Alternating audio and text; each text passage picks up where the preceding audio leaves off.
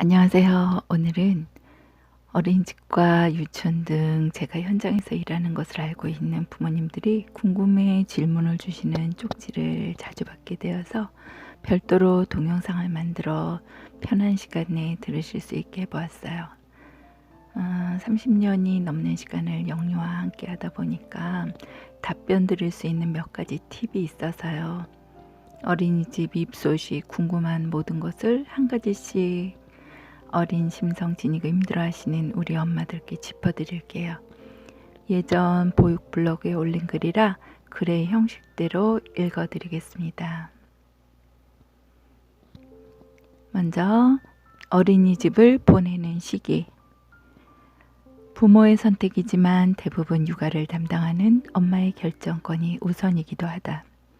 풀타임 복직을 하는 부모님의 경우는 빠르면 12개월 이후가 될 것이고 프리랜서로 선택의 여지가 있는 엄마들의 경우 16개월 정도가 적합하다.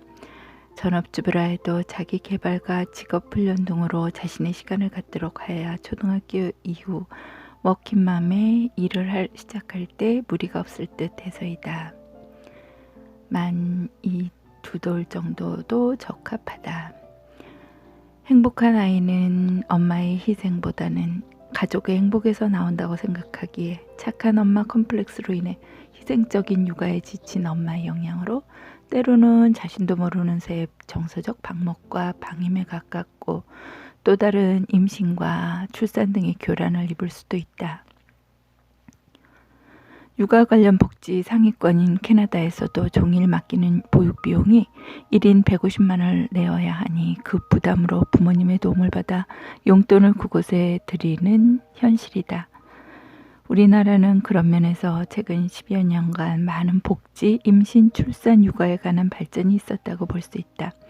아직 개선되어야 할 부분도 많고 정부의 손길이 미치지 못하는 곳에서 아동학대나 급식에 관해 믿을 수 없는 일들이 일어나긴 하지만 나날이 질의 향상을 위해 교사교육, 원장교육 등으로 현직에서도 개선을 위한 교육을 통해 아이들이 행복하고 엄마들이 안심되는 현장을 만들어 부모들이 일자리에서 자신들의 능력을 발휘할 수 있도록 하고 있으니 내 아이에 따라 시기를 결정하는 것도 좋을 듯 싶다. 간혹 주변에서 12개월을 전후하여 사회성과 공동체 생활을 빨리 익혀야 좋다더라 하며 어릴 때 보내야 적응을 잘한다거나 때론 데리고 있다 2돌이 이상 되어 말문이 조금 트일 때 보내는 것이 좋다 등 아기가 못 모를 때 일찍 보내면 더 빨리 적응한다는 말만 듣고 보냈다. 부모와 아이 모두 정서적 안정이 되지 않아 더 큰 분리불안을 겪게 되는 일이 생기기도 한다. 각자가 다른 의견들을 이야기하나 정확한 것은 아이들마다 성향이 다르기 때문에 일주일 만에 적응하는 애들도 있고 석 달 걸리는 애들도 있는 만큼 내 아이의 상태와 기질을 잘 체크하는 일이 급선무다.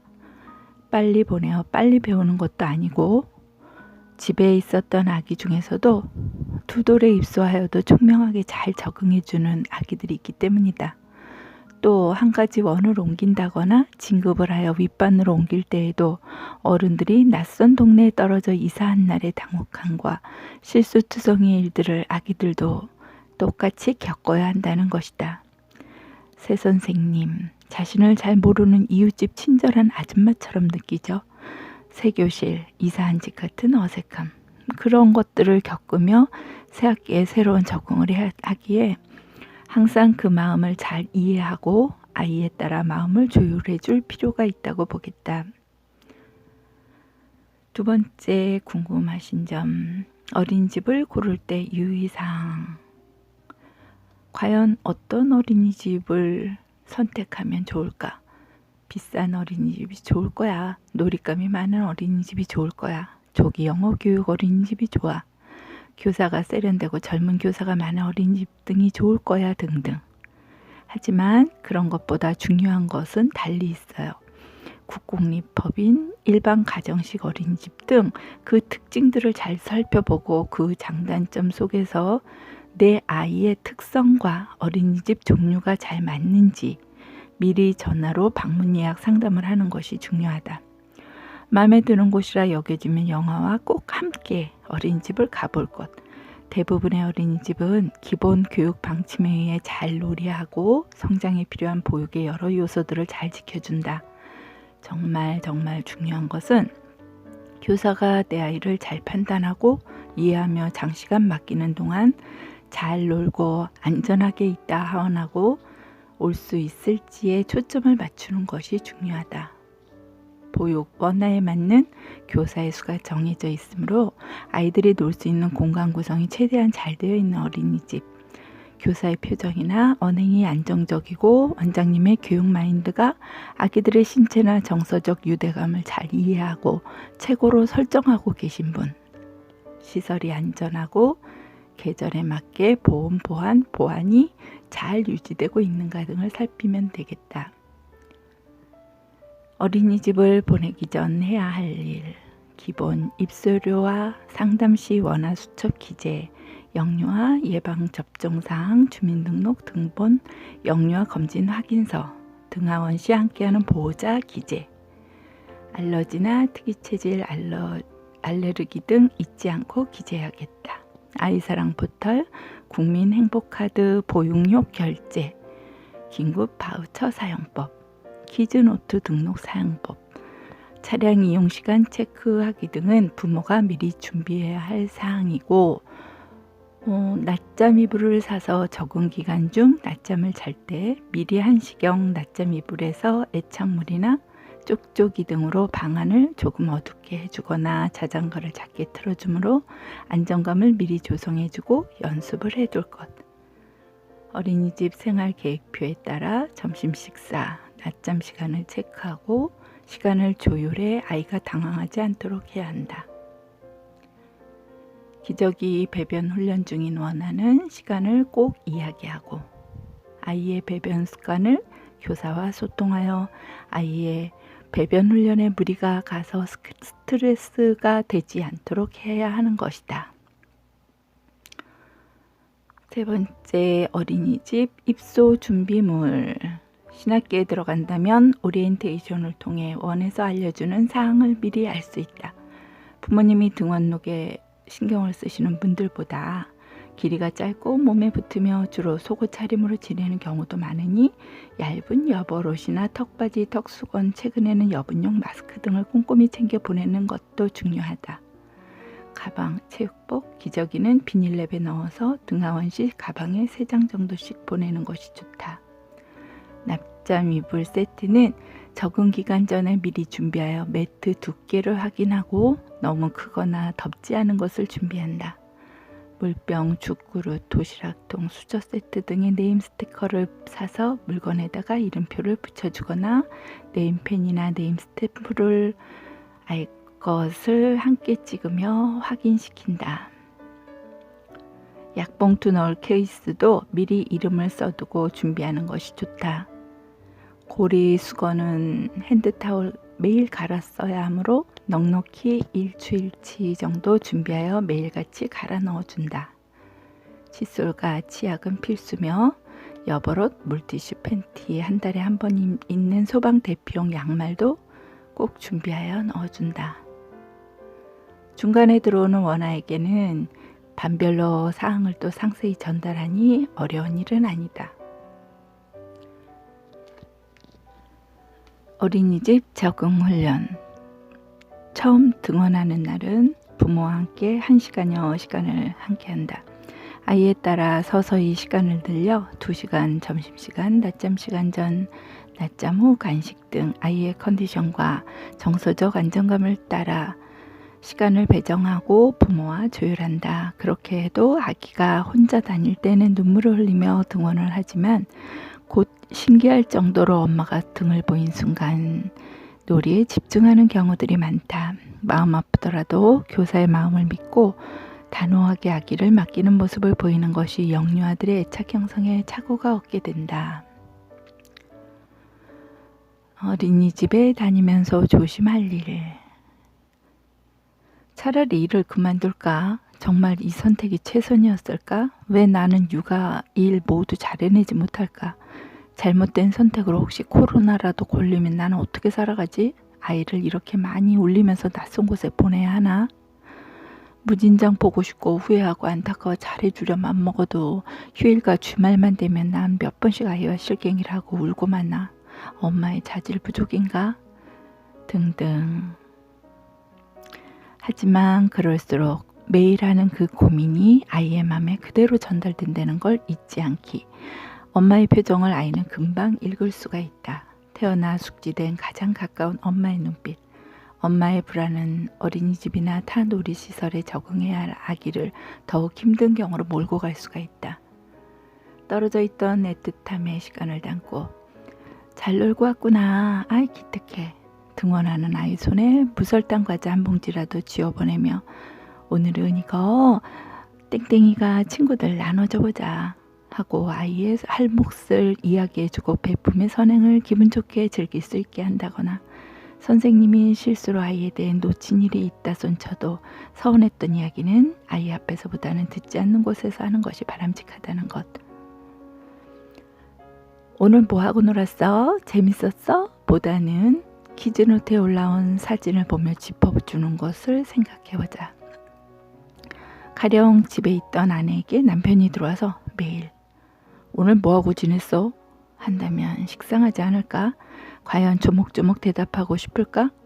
그럴 때는 집안을 둘러보며 와 좋은 냄새 나네. 오늘 반찬 뭐구나? 개어진 빨래나 청소사항을 보면 내가 도와줄게 하고 좀 쉬지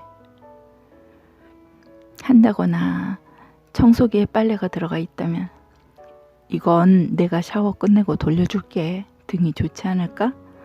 그럼 내 아이에게는 어떤 반응이 좋을까? 같은 시선으로 되물어보자. 와, 땡땡이 오늘 블럭놀이 친구들이랑 했구나. 어제보다 더 많이 쌌네? 스티커 붙이기도 할 수 있어? 대단하네. 주말에도 우리 엄마랑 땡땡이가 스티커 사러 가야겠다. 오늘 반찬이 우리 땡땡이가 싫어하는 야채가 나왔는데 선생님이 맛을 보았다고 칭찬해 주셨어. 정말 잘했어요. 처음에는 먹기 힘들지만 조금씩 먹다 보면 엄마 아빠처럼 커질 수 있어. 참 어제는 30분 잤는데 오늘은 조금 더 잤다고 선생님이 오후 놀이도 기분 좋게 잘했다고 써있어. 등등. 개월수가 높아지면 또래 상호작용에 관한 내용을 물어주면 될 것이다. 링링이가 오늘 땡땡이랑 잘 노는가 보구나. 오늘은 체육활동 시간에 또 다른 놀이기구를 탔네. 영어 시간 노래랑 발표도 잘했다고 적혀 있어. 등등. 그럼 뭐잖아. 아이는 자신의 이야기를 먼저 하기 시작한다. 엄마의 관심이 어디 있다는 걸 알기 때문에 그렇게 기초부터 바탕을 단단히 다져감이 옳다. 한 단계씩 자존감을 높인 영유아들은 엄마에게 자신의 속상함과 화남, 기분 나쁨을 서서히 표현하고 원에서의 사소한 일들, 교사에게 지적받아 마음 아팠거나 친구와의 일로 기분 나빴던 것 등을 집에 있던 아내가 대형마트에서 있었던 속상한 일, 이웃 간의 관계, 경비 아저씨, 친절 등등 남편이 묻지 않아도 이야기하고 싶어하는 것처럼 아이가 이야기하게 될 것이기 때문이다. 아이들의 사회도 어른들의 축소임을 잊지 말자. 시간이 흐르면서 지금보다 모든 일이 쉬워질 거라는 믿음, 그 믿음이 배려와 공감에서 나온다는 것을 가장 나쁜 애정으로 흘러가지 않게 조심만 하면 될 일이다. 예를 들어 동영상 애니 등을 무작정 틀어주며 자신의 시간들을 확보하고 가정에서는 쉽게 이행하지 못하는 것들을 아이에게 직간접으로 물으며 아이에게 부모가 원하는 대답으로 몰고 갈 때 넘어져 혹시 살짝 부풀어온 상처를 보고도 의구심에 매스컴에서 듣고 본 대로 지조하듯이 이거 누가 그런 거야? 선생님한테 혼났어? 친구가 때렸어? 묻는 일. 이런 질문보다는 아픔에 대한 공감이 우선. 다쳐서 많이 아프겠네. 약 발라줘야겠다. 뛰다 넘어진 거야? 친구랑 싸운 거면 땡땡이가 친구 밀거나 친구가 밀어서 그런 건가 보네. 선생님이 약 발라주시고 안아주셨어? 그럼 선생님이랑 안전하게 놀기도 약속했겠다 등등. 간혹 부모님의 생각을 읽고 의도치 않게 영화의 백색 거짓말을 키우는 경우가 있는데, 그건 부모님도 영화도 힘든 시간을 자초하게 되는 일이라 원의 입장에서 아쉬움이 커질 때가 있다. 잘못 알고 있는 교육 방법으로 매듭을 만들어 소통의 다리가 끊어지기 때문이다. 원에서는 몸으로 노는 일이 많아야 정상이고, 언어 소통이 되지 않는 연령은 경험으로 모든 생활을 배워가기 때문에 조금씩은 다치는 일이 있다. 그럴 때는 원에서도 부모님께 항상 체크하여 보내드리니 믿고 앞날의 일들을 경험으로 쌓아가는 것이 옳겠다.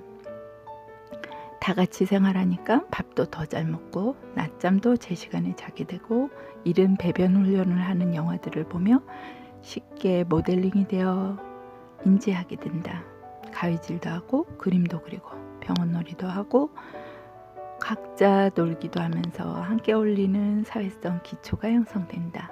율동과 배운 노래를 부를 때는 요정처럼 기특하다.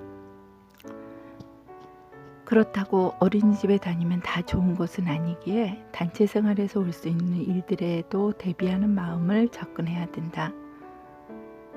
아이가 감기에도 걸리고 장염, 수두 등 단체인 곳에서 접촉들이 있고 난 뒤 원아들에게 옮길 수도 있다는 것. 투약을 해서 작성과 약의 용량과 한 번 먹을 양을 따로 시간과 함께 약병에 넣어 기재하여 보내야 투약이 가능하다. 또 내 아이에게만 있는 장소가 아니므로 아이가 법정 전염병이나 심한 감기에 걸렸다면 어렵겠지만 집에서의 보육도 원에 다른 영유아들에 대한 배려이거니 하고 생각을 해볼 일이다. 우리 아이가 어린이집 가는 것은 놀러 가는 것이고, 우리 어린이집에 보내는 것은 재미있게 놀다 오는 것임을 우린 기억하자. 오늘 동영상이 이제 갓 새싹으로 피어난 엄마들에게 도움이 되셨다면 좋아요, 구독, 댓글, 소야에게 사랑을 남겨주시고요. 다음 또 다른 영상으로 유익하게 만나기를. 자, 오늘은 여기까지 하겠습니다. 안녕.